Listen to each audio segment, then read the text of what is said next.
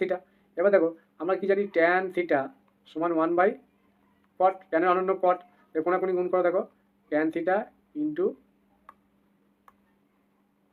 cot theta সমান কি 1। তার মানে এই যে ট্যানের সঙ্গে cot লেগে আছে এর মানটা কত, সবসময় 1 হবে। তাহলে আলটিমেট কি আসছে, গুণফলটা 2 3 6 6 2 12। বুঝে গেল?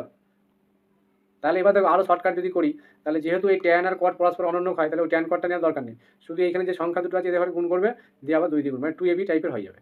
তাহলে অ্যান্সার কী হয়ে যাবে, 2ab। এবার এটা সবাই জানে, মাধ্যমিকে এগুলো ছিল দেখবে, ঠিক আছে? এই কনসেপ্টে যদি কোশ্চেন থাকে সবসময় 2ab অ্যান্সার হবে, ক্ষুদ্রতম মান। তাহলে 2ab মানে 2 × 3 × 2, এটা তো 1 হয়ে যাচ্ছে, তাহলে 12। তাহলে অ্যান্সার হচ্ছে 12। নেক্সট, এটাকে অ্যাকচুয়ালি এই এম জিএম প্রপার্টি দিয়ে করা হয়েছে।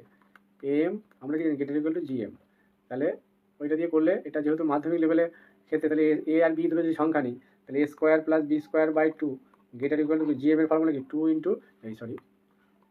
এ স্কোয়ার বি স্কোয়ার, এরকম লেখা হয়। এবার এ স্কোয়ার বি স্কোয়ার মানে কি, দেখো এখানে যেটা ছিল